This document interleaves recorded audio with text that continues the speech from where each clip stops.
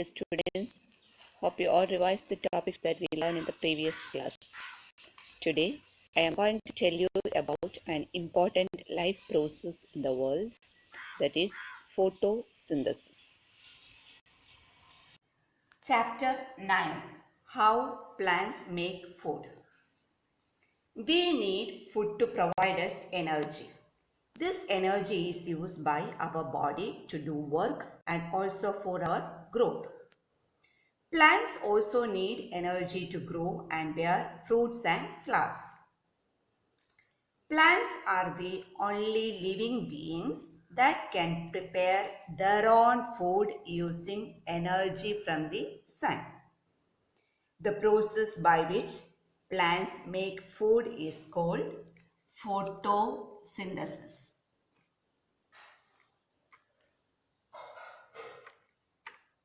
The process by which plants make their own food is called photosynthesis. Photosynthesis. During this process, plants use carbon dioxide,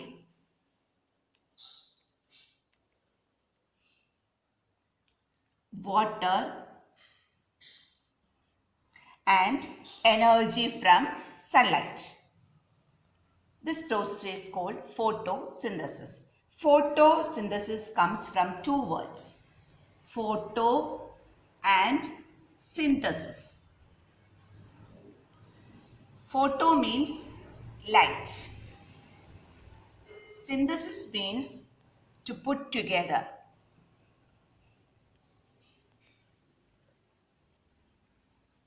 Here, carbon dioxide and water combine together in the presence of light. That is photosynthesis.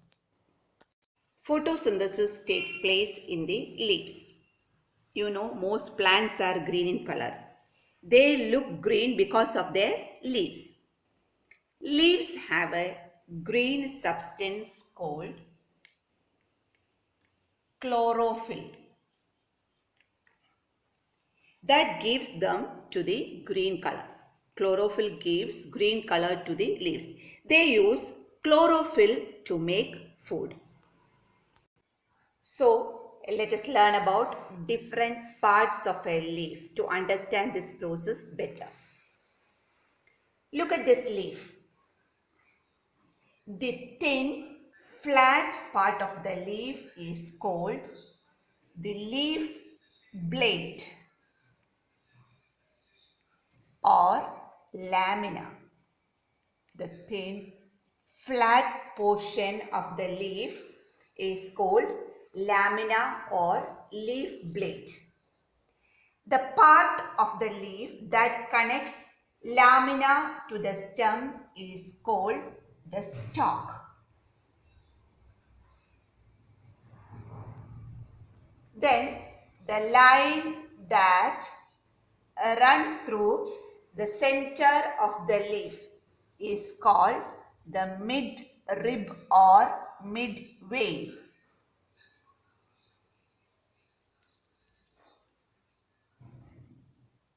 If we look carefully at a leaf, we can see lines all over it. They are called side veins.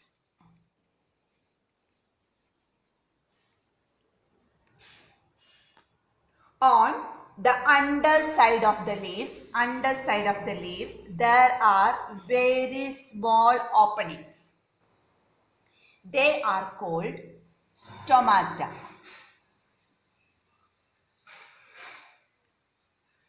These openings are so small so that we cannot see with our naked eye. Air enters the leaves through these openings or stomata. Let's now see how plants prepare food.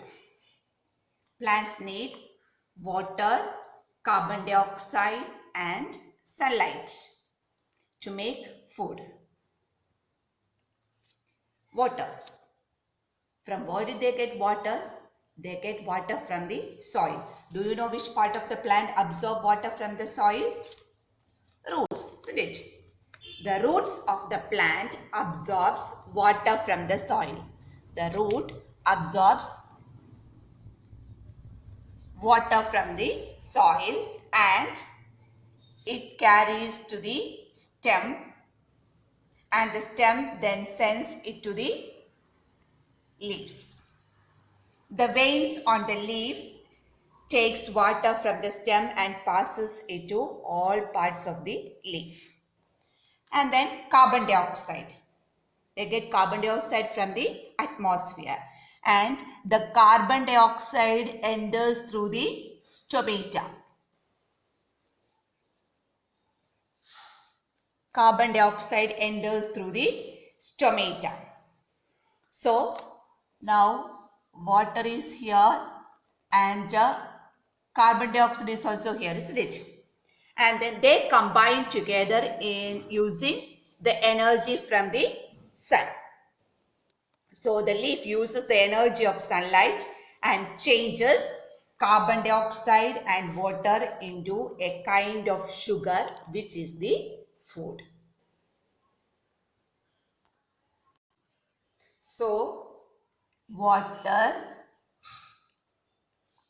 plus combined carbon dioxide, where in the leaves containing chlorophyll cells, using energy from sunlight.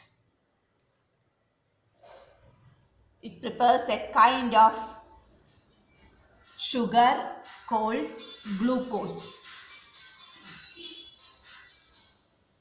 During this process, oxygen is given out, and this is needed by the other animals for respiration. This is photosynthesis. Plant uses this sugar or food to grow, make flowers, fruits, and to repair damaged cells. The rest of the sugar or food is changed into a substance called starch and stored in fruits, seeds, leaves, root, and stems, and becomes the food that is eaten by all animals, including us. For example, if we eat carrot, it is actually the plant that stores its food in the roots. That's all for today. Students, please read your textbook 2 or 3 times thoroughly. If you have any doubt, you please ask me. Okay, thank you. Preparation of food in leaves. In this module, you will learn about the process of preparation of food in the leaves of plants.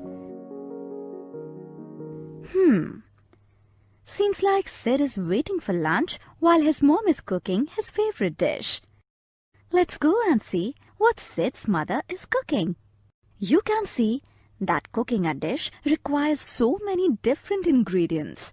In the same way, leaves that are the food factory or the kitchen of a plant need different ingredients for making its food.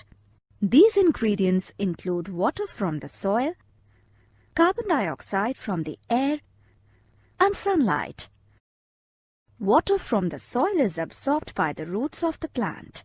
From roots, water travels through the stem to the petiole and then to the leaves. The water is distributed to the entire surface of leaves by the veins. To take carbon dioxide from air, there are stomata. Stomata are the minute openings present on the lower surface of the leaves. Through stomata, carbon dioxide moves inside the leaves. The third ingredient, that is sunlight, is trapped by chlorophyll. Chlorophyll is a special substance present on the upper surface of leaves. Once all the ingredients are present, leaves use the energy from sunlight and change water and carbon dioxide to food and oxygen. The oxygen so formed is then released in the air through the stomata. The process of preparing food by plants from carbon dioxide and water using sunlight is called photosynthesis. The term photosynthesis comes from 2 words, photo meaning light and synthesis meaning putting together. Let's recap. Leaves need water, air, and sunlight to prepare food for plants. Water is absorbed from the soil by the roots and carbon dioxide is supplied from the air by the stomata. Chlorophyll traps the solar energy required for the preparation of food. Oxygen is formed along with the food and it is released into the air through the stomata. The process by which leaves prepare their food with the help of water, carbon dioxide and sunlight is called photosynthesis. Good morning, dear students. Today we are going to continue with the same chapter. Chapter 9, How Plants Make Food. Last class we discussed about the process of photosynthesis, how plants make food. Hope you all revised the topics. Today we are going to learn about interdependence of plants and animals. Children, I am sending you the video tutorials of the lab activity that is given in your textbook. Please watch the video carefully and read your textbook thoroughly. Okay. Our next topic, plants and animals depend on each other. Plants and animals need each other and they cannot survive without each other. Or animals and plants depend on each other to survive. The interdependence between plants and animals can be clearly seen by observing how food passes from one living thing to another. Here you can see the food chain. A food chain shows how food passes from one living thing to another. All food chains begin with plants. Herbivorous animals, what are herbivorous animals? Animals which eat plants. Herbivorous animals eat plants. Carnivores eat herbivores and omnivores eat both plants and other animals. All animals therefore depend on plants for food directly or indirectly. Herbivores depend plants directly, isn't it? So all animals depend directly or indirectly on plants for food. Plants and animals breathe in oxygen and breathe out carbon dioxide. During photosynthesis, leaves take in carbon dioxide from the air and give out oxygen. Thus, plants add oxygen to the air. If plants do not replace the oxygen in the air, what happens? Animals would die. In the same way, while breathing out, animals add carbon dioxide to the air, which the plants use for making food or photosynthesis. Thus, animals depend on plants for oxygen and plants depend on animals for carbon dioxide. In nature, a balance is maintained between the plants and animals. Because there is balance, plants get enough carbon dioxide to make food and animals get food and oxygen from plants. What happens when balance in nature is disturbed? It will affect all the living beings. The balance in nature will be disturbed if the number of plants or animals increases or decreases greatly. It will affect all the living things. So, we should protect nature to make sure that the balance is not disturbed. We should do our best to maintain this balance. That's all for today. Students, please read your textbook thoroughly. Okay, thank you.